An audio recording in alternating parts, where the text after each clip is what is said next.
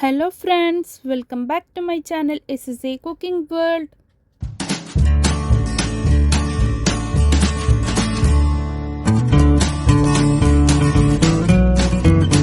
ഇന്ന് ഞാൻ നിങ്ങളുടെ മുമ്പിൽ വന്നിട്ടുള്ളത് നല്ല ടേസ്റ്റിയും വെറൈറ്റി ആയിട്ടുള്ള നമ്മളുടെ കോക്കനട്ട് കുക്കീസിൻ്റെ റെസിപ്പിയുമായിട്ടാണ് കേട്ടോ.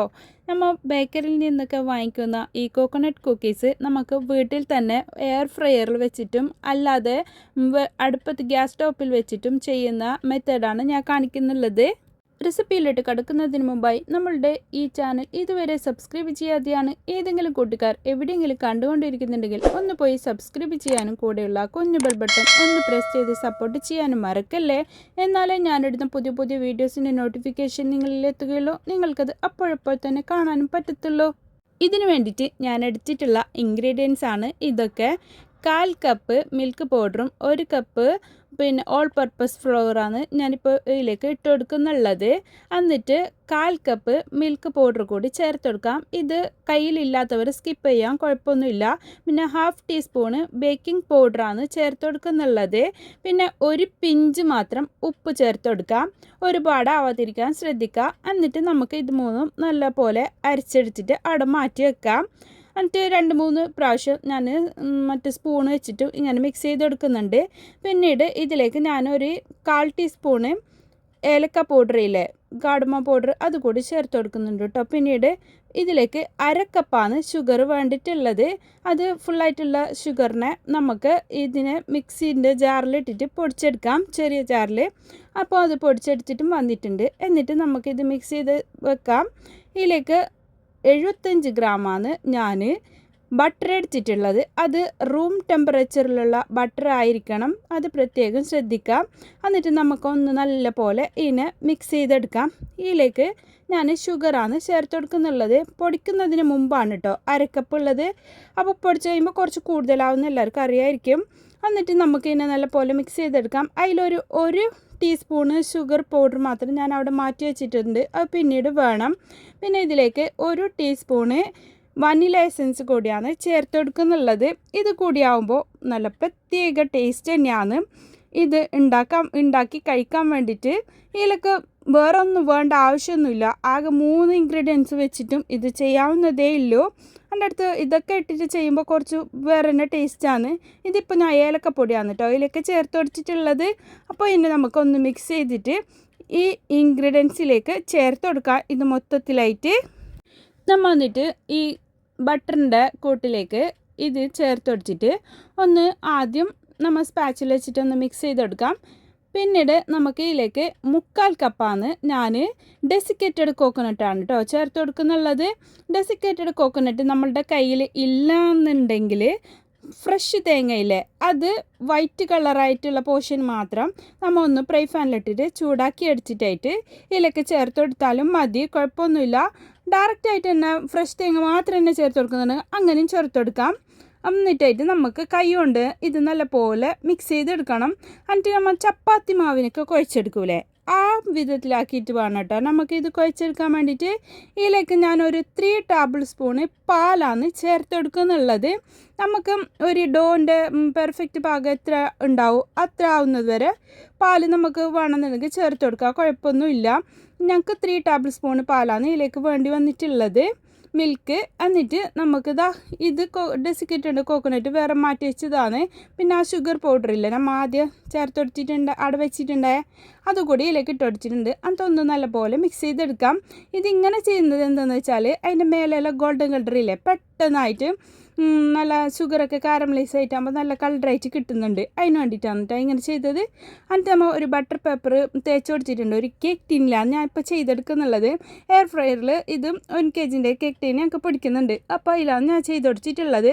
ബട്ടർ പേപ്പർ തേച്ച് കൊടുത്തിട്ട് ബട്ടർ ഗ്രീസ് ചെയ്ത് കൊടുത്തതാണ്. എന്നിട്ട് നമുക്ക് എയർ ഫ്രയറിലേക്ക് ഇത് വെച്ചെടുക്കാം. ഈ കേക്ക് ടീനിൽ തന്നെ വെക്കണിട്ടൊന്നുമില്ല, നമുക്ക് ഡയറക്റ്റായിട്ട് ആ എയർ ഫ്രയറിൻ്റെ ഉള്ളിലൊരു സാധനം ഉണ്ടാകുന്നില്ലേ, അതിലേക്ക് തന്നെ വെച്ചെടുത്താലും മതി. അപ്പോൾ അതിൻ്റെ അടിയിലുള്ള ഷേപ്പല്ലോ വേറെ ഷേപ്പ് ആകുന്നുണ്ട്, അതുകൊണ്ടാണ് ഞാൻ ഇങ്ങനെ ചെയ്തെടുക്കുന്നുള്ളത്. എന്നിട്ട് നമ്മൾ ഇത് ഇങ്ങനെ വെച്ചിട്ട് 170 കുറച്ച് മീത്ത ഒരു 10-15 മിനിറ്റ് ആണ് ഞാൻ പിന്നെ ഇതിലേക്ക് വെച്ച് കൊടുത്തിട്ടുള്ളത്. എന്നിട്ട് ഒരു 7 മിനിറ്റ് കഴിഞ്ഞിട്ടാകുമ്പോൾ നമുക്ക് ഇതിനതാ തുറന്ന് നോക്കാം. അപ്പം നല്ല കളറലായിട്ടുണ്ടാവും. പക്ഷേ അടിഭാഗം ഒന്നും കൂടി ഒന്ന് വേവാനുണ്ട്. പക്ഷേ ഇത് കാണുമ്പോൾ നല്ല പെർഫെക്റ്റ് ആയിട്ട് തന്നെ ഉണ്ട്. അതിന് ഞാൻ ഒന്ന് തിരിച്ചിട്ട് കൊടുത്തിട്ടായിട്ട് ഒന്നും കൂടി വെച്ചെടുക്കുന്നുണ്ട്. ആ ബാക്കിയുള്ള 7 മിനിറ്റ് കൂടി ടോട്ടൽ 15 മിനിറ്റ് ആകുമ്പോൾ പെർഫെക്റ്റ് ആയിട്ട് കിട്ടുന്നുണ്ട്. അപ്പോൾ നമുക്ക് ഇത് മറ്റേ അടുപ്പത്തും കൂടി വെച്ചെടുത്തിട്ട് ഞാൻ ഉണ്ടാക്കുന്നില്ലേ അതുകൂടി ഇങ്ങനെ വെച്ചെടുക്കുന്നുണ്ട് കേട്ടോ. വേറൊരു പ്ലേറ്റിൽ വെച്ചെടുത്തിട്ട് അത് പ്രീ ഹീറ്റ് ചെയ്ത് വെക്കണം ഫസ്റ്റ് തന്നെ. ഇത് നമുക്കപ്പോൾ പെർഫെക്റ്റ് ആയിട്ട് നമ്മളുടെ കുക്കീസ് ഇവിടെ റെഡി ആയിട്ടുണ്ട്. നല്ല അടിഭാഗവും മേലഭാഗവും നല്ല ഒരേപോലെ തന്നെ കളറും ആയിട്ടുണ്ട്.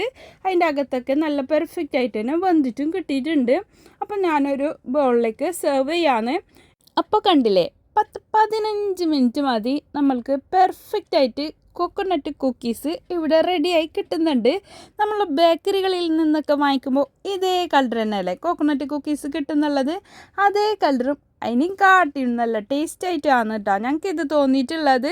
അപ്പോൾ എനിക്ക് ഭയങ്കര ഇഷ്ടപ്പെട്ട ഒരു കുക്കീസാണ് ഈ കോക്കനട്ട് കുക്കീസ്.